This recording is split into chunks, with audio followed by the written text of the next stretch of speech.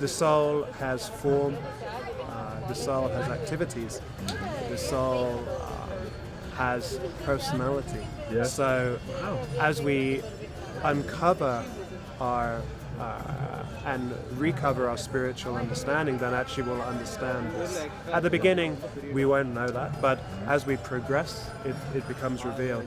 That is so comforting for me to hear, because as a child I experienced trauma, and as the Maharaj says in his speech, which was interesting in his address, from death and leaving the body behind, what do you believe happens to the soul, and how does it leave the body? Yes, that's a very good question. In Bhagavad Gita there are 18 chapters, and the 8th chapter, Krishna specifically explains about what happens at the time of death, how it is that the soul leaves the body, and the different ways in which the soul can leave the body. Basically, it's explained that whatever we do in life is tested at the time of death. Or in other words, everything that we do, all the music we listen to, all the different types of food we've eaten, everything that we've experienced in our life will affect our state of mind. And according to our state of mind at the time of death, then there'll be a specific destination which matches that. So in other words, it's a very scientific system, just like when you're leaving school, according to what you want to do, according to the grades that you get, according to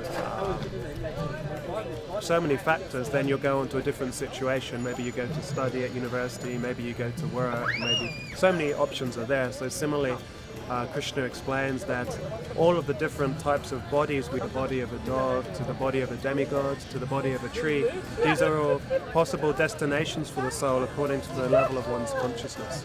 Because actually the material body is unnecessary. So as we start to realize that we're not the body and we're not the mind, then we realize that these are simply coverings. And actually they're superfluous.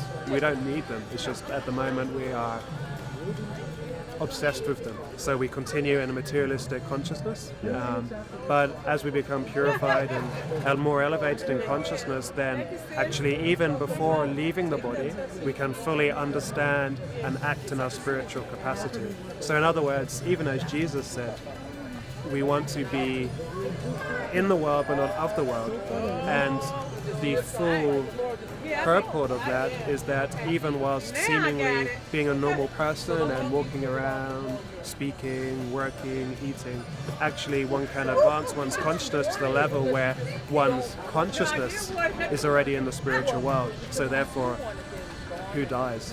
There's actually no such thing as death for the spirit soul.